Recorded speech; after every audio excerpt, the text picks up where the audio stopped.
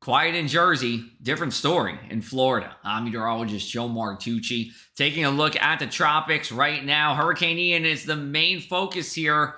We are starting to get into the core of the hurricane in Key West, and we'll eventually do so as we go into Fort Myers and Tampa overnight here. It is moving north at 10 miles an hour as a Category 3 hurricane. It will go into a Category 4 hurricane as we go into Wednesday early in the morning, and then 2 p.m., a Cat 4 hurricane making landfall somewhere between Fort Myers and into Tampa here. This is a shift to the south and east over the past 24 hours. Even as recently as this afternoon, we were talking about a landfall between Fort Myers to Cedar Key. That has since shrunk, looking like between Fort Myers and Tampa here, and then remains a hurricane as it makes its way well inland here. Even Orlando's in a hurricane warning tonight. And this is Thursday at 2 p.m., and that's because it's moving so slow. This storm will be moving 5, 6, 7, 8 miles an hour. And we are talking about a long duration of heavy rain and wind here. Then it starts to turn to the north as we go into Friday. Tropical storm force conditions likely even as far north as Charleston, South Carolina. And then turns into a remnant storm Saturday at 2 p.m. And then we will see what happens here in our area. Rainfall totals will be extremely high on the north side of the storm. And right now, that's looking like Bradenton, Orlando, Daytona, 20 plus inches of rain. Incredible historic rainfall for that area, let alone, us here in New Jersey, historic rainfall for there. All right, let's take a look at our almanac here at Atlantic City International Airport. It was a very seasonable day here today, a beautiful day to be out and about. Same story over at the marina as well. All is good there. Satellite and radar looking like this here. Big old cold front extending from about just off the Martha's Vineyard coast all the way down to Florida and then Houston, and lots of high pressure. So with the exception of Ian and then some showers in the Great Lakes states, we are pretty much dry in most of the United States here as we go into our Tuesday evening. Futurecast looking like this.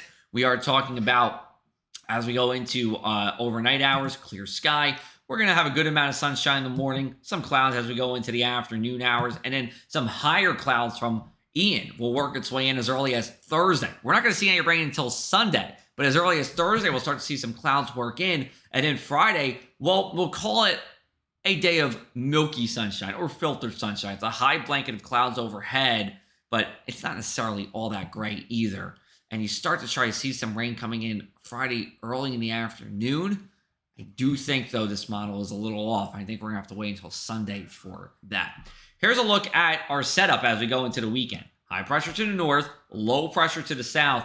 Onshore winds for us as early as Friday. And as we get into Saturday, that's where we're going to start to see some coastal flooding here. And that could last all the way until Tuesday because another high pressure will fill in into Sunday, tightening that air pressure gradient and continuing to send winds right onto our beaches here, pushing that water into the back bays and causing flooding. In terms of how much rain we're going to see from this, computer models are all over the place. Probably not going to have a good idea of how much rain falls until probably Friday, to be honest with you. But the potential for inches of rain is likely. So the GFS model is showing anywhere from 1.25 inches in Brick to close to 4 in Cape May. The European model here, little more widespread on that rainfall, upwards of 6 inches of rain. What is for sure is that the northern part of the state is going to see less than the southern part.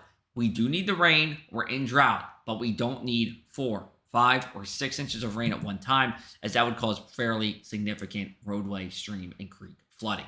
For tonight, we're talking about upper 40s inland, mid-50s at the coast, a fairly seasonable night. Your bus stop forecast for Wednesday looking fantastic, dropping kids off here. Temperatures rising into the 50s, both inland as well as at the shore here. And as we go into our Wednesday here, high temperatures in the low 70s everywhere, pretty similar to what we had today on our Tuesday.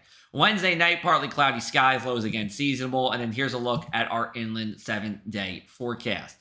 Temperatures hanging out around 70 degrees right through the weekend here.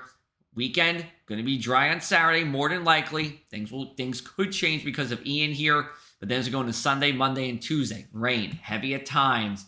Not sure if any of these days are going to be a washout, but when it rains, it will quite literally pour here. And over at the shore, 4 days of coastal flooding possible here. We'll have more for you as we go into Wednesday. Have a great night, everyone.